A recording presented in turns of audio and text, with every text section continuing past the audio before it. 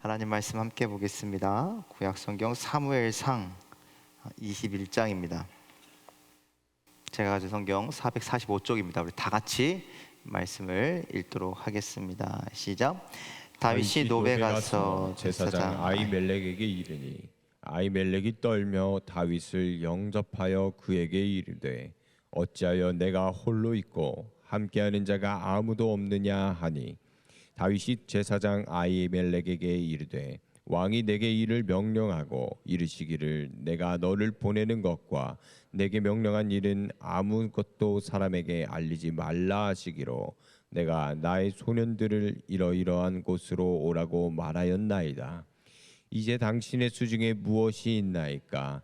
떡 5떡이나 무엇이나 있는 대로 내 손에 주소서 하니 제사장이 다윗에게 대답하여 이르되 보통 떡은 내 수중에 없으나 거룩한 떡은 있나니 그 소년들이 여자를 가까이만 하지 아니하였으면 주리라 하는지라. 다윗이 제사장에게 대답하여 이르되 우리가 참으로 3일 동안이나 여자를 가까이 하지 아니하였나이다.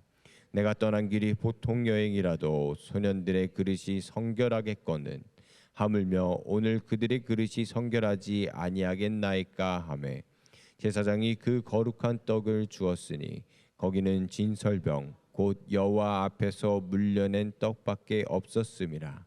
이 떡은 더운 떡을 드리는 날에 물려낸 것이더라. 아멘. 아멘.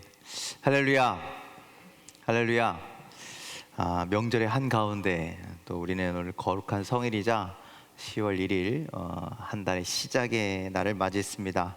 하나님께서 우리에게 주시는 이 선물과 같은 날에 여러분들 살아가는 모든 현장에 생명이 흘러 넘치시기를 주님의 이름으로 간절히 축원을 드립니다.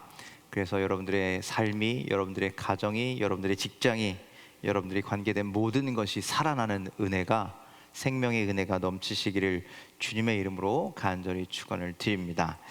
오늘 말씀은 사울이 자신을 다윗을 죽이려고 했을 때 다윗이 몸을 피해서 노비란 곳으로 갔던 상황에 대한 말씀이죠.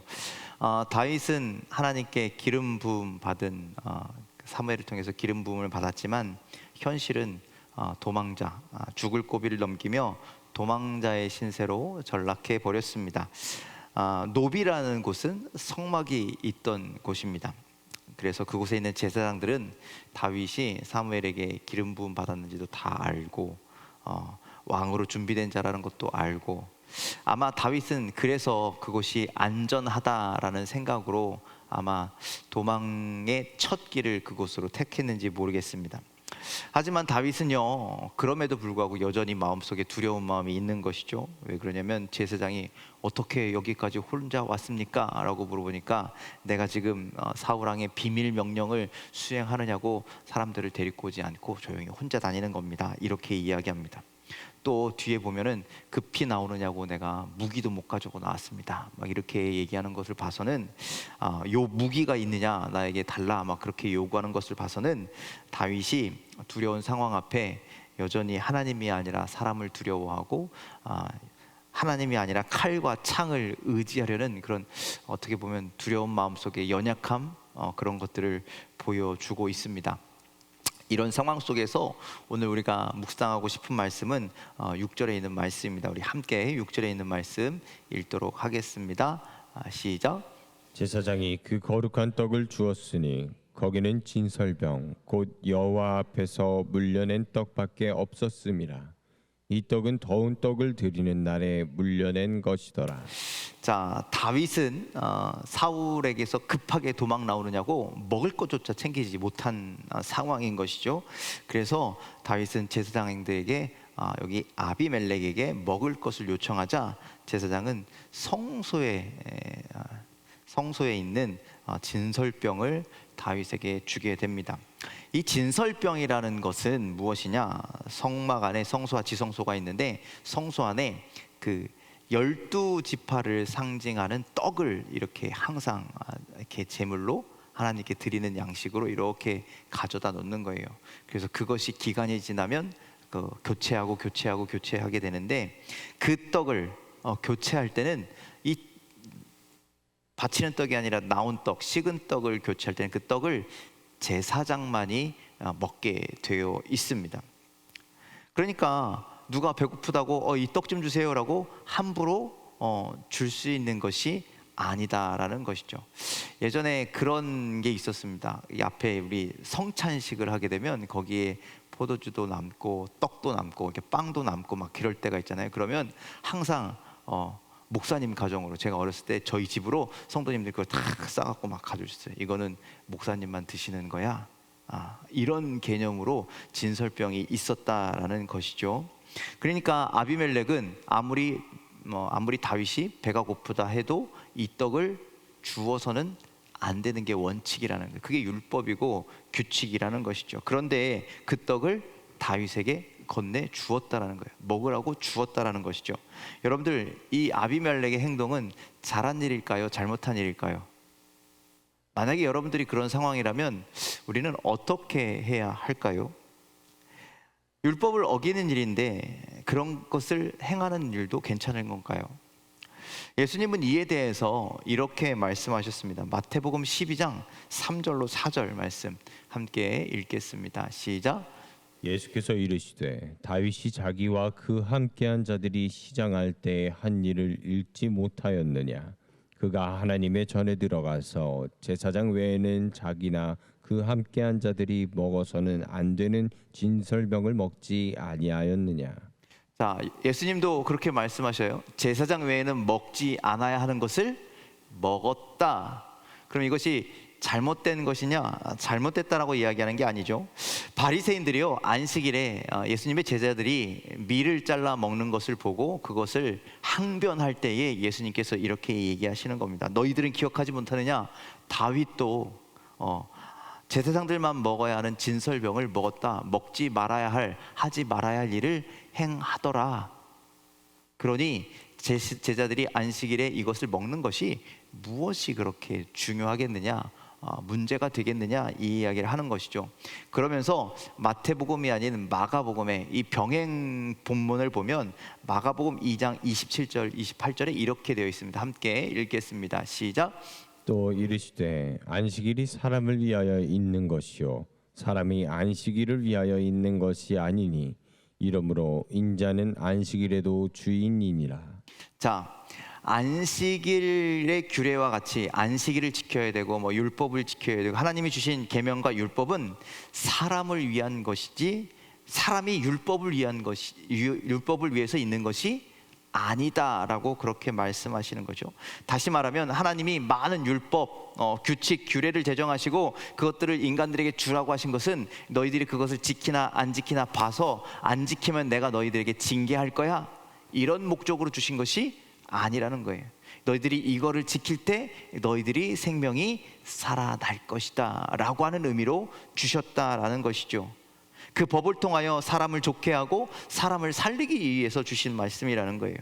그래서 예수님은요, 안식일에 율법을 어기시면서까지 병든 자들을 고치시잖아요.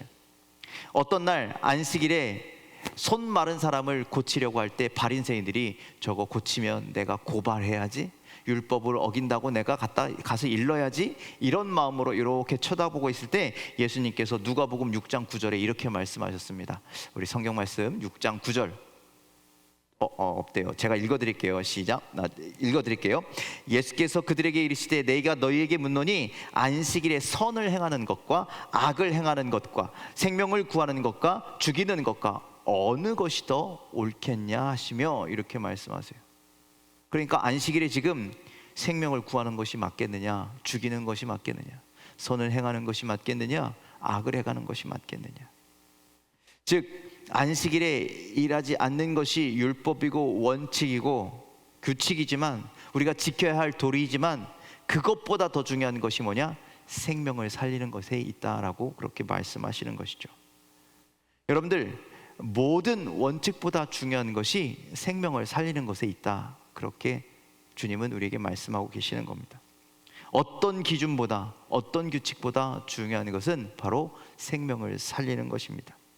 여러분들, 우리도 살아가면서 우리가 세운 규칙이 있을 수 있습니다. 가족 안에 이런 규칙은 지켜야 돼, 이런 원칙은 지켜야 돼. 가정에도 있고요, 교회 안에도 있고요, 여러분들 섬기는 각 선교회에도 있고요, 여러 가지 규칙들이 있습니다. 그런데요, 그런 규칙들 때문에, 그런 원칙들 때문에 생명을 놓치고 있지는 않으십니까? 혹 여러분들이 가지고 있는 어떤 생각이나 기준 때문에 정말 중요한 것, 예수 그리스도의 생명이 사라지고 있지는 않으십니까? 내 생각, 내 기준 때문에 어떤 사람을 미워하고 그 사람의 마음을 실족하게 한 적은 없으십니까? 내가 정해놓은 원칙과 기준을 끝까지 고수하며 결국 바리새인들처럼 그렇게 살아가고 계시지는 않으십니까? 여러분들 교회에서 어떤 일이나 사명이나 여러분들 어떤 일을 함에 있어서 함께 지켜야 할 규칙이 반드시 있습니다. 그런데 그 일을 하면서 가장 중요한 것은 그 일이 생명을 살리는 일이 되어야 한다는 거예요. 규칙을 지키기 위해서 있는 것이 아니라 우리 공동체가 우리 이거를 지켜야 그래 원활하게 지나가, 원활하게 돼, 이런 것을 하기 위해서 규칙이 있는 것이 아니라 하나님이 기뻐하시는 할 일을 하기 위해서 우리는 규칙을 세우고 그것을 지켜가며 생명을 살리는 그런 일이 되어야 한다는 것이죠. 그러니 우리가 할 모든 일에서, 우리가 해야 할 모든 사명에서, 우리가 살아가는 모든 삶에서 생명을 구원하는 일에 한마음이 되는 저와 여러분들이 되시길 주님의 이름으로 간절히 축원을 드립니다. 그래서 생명을 살려서 하나님이 기뻐하시는 삶을 살아가는 저와 여러분들 되길 간절히 축원을 드립니다. 왜 그래야 되느냐? 어떤 신학자가 그렇게 얘기합니다. 만일 하나님께서 세상에 살릴 사람이, 구원해야 될 사람이 단 한 명만 있었더라도 하나님은 예수 그리스도를 우리에게 보내주셨을 것이다, 그렇게 얘기합니다. 여러분들 그 한 사람이요, 나일 수도 있잖아요. 그 한 사람이 저 사람일 수도 있잖아요. 그러니 그 생명을 살리기 위해서 예수 그리스도께서 저 높은 보좌를 버리시고 이 땅에 오셨다라는 거예요. 그러니 우리도 누군가의 생명을 살릴 수 있다면 내가 가진 원칙, 내가 가진 규칙, 이런 것쯤이야, 충분히 양보할 수도 있다라는 것이죠. 우리 안에 있는 어떤 원칙도 내려놓아야 이 시대에 우리가 아비멜렉이 될 수 있다라는 거예요. 오늘 아비멜렉 제사장이요, 다윗이 여기까지 왜 온지, 왜 혼자 온지 몰랐겠습니까? 다 알았을 겁니다. 그런데 그 아비멜렉은요, 다윗이 지금 여기에 어떤 상황으로 온 것인지보다 더 중요한 게 있어요. 그가 율법을 지켜서 진설병을 줄 수 없어요, 이거 제사장들만 먹는 거예요, 안 돼요 라고 이야기할 수 있지만 그것보다 더 중요한 것이 있었다는 거예요. 그 다윗의 생명을 살리는 일이 가장 중요했다는 것이죠. 생명을 살리는 것이라면, 생명을 살리는 것에 관한 일이라면 다윗이 아니라 그 어떤 사람이 와서도 아비멜렉은 그렇게 했을 것이라는 것이죠. 다윗은 진설병을 먹을 자격이 없는 사람입니다. 하지만 아히멜렉이 원칙보다 생명을 소중히 여겼기에 진설병을 내어주고 다윗을 살렸습니다. 여러분들, 우리도 우리의 생명의 떡이 되신 예수 그리스도를 먹을 자격이 없는 사람들입니다. 그런데 하나님께서 그 공의로우신 원칙을 깨시고 생명의 떡 대신 예수 그리스도를 우리를 살리기 위해서 주셨음을 여러분들 기억하시길 바랍니다. 그래서 우리를 살리셨습니다. 그러니 여러분들, 생명보다 소중한 것은 없다, 생명보다 더 중요한 기준은 없다, 생명보다 더 가치 있는 것은 없다, 여러분들 이 사실을 반드시 기억하시길 바랍니다.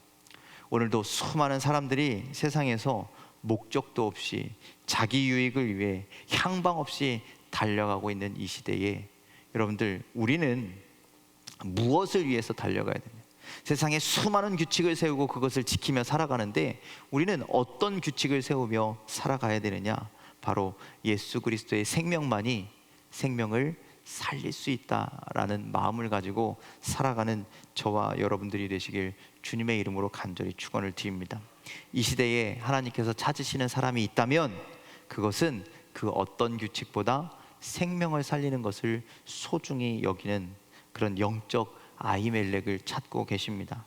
생명을 살리는 일에 우리 모두가 아히멜렉과 같이 되기를, 예수님처럼 되기를 주님의 이름으로 간절히 축원을 드립니다. 그런 삶을 살아갈 때 하늘에 계신 예수님께서 우리를 위해서 그날에 증언해 주실 겁니다. 이가 아히멜렉처럼 생명을 소중히 여겼다. 사람의 원칙도 중요하지만 생명을 위해서 그 사람의 원칙도 포기한 그 마음이 너무나 아름답다라고 우리를 그렇게 변호해 주실 줄 믿습니다. 오늘 살아갈 때, 이 10월 한 달을 살아갈 때 하나님이 가장 소중히 여기시는 그 생명을 우리도 귀하게 여기는 그런 한 달이 되시길, 그래서 예수 그리스도의 이름으로 생명을 살리는 여러분들의 삶이 되시기를 주님의 이름으로 간절히 축원을 드립니다. 열매가 깊이 익어가는 이 10월 가을에 우리 모두 생명을 살리는 자가 되어 하나님의 기쁨이 되기를 주님의 이름으로 간절히 축원을 드립니다. 예수 그리스도의 생명, 그 십자가를 전달하는 그런 귀한 믿음의 사명을 잘 감당하는 우리 모두가 되시길 주님의 이름으로 간절히 축원을 드립니다. 기도하겠습니다.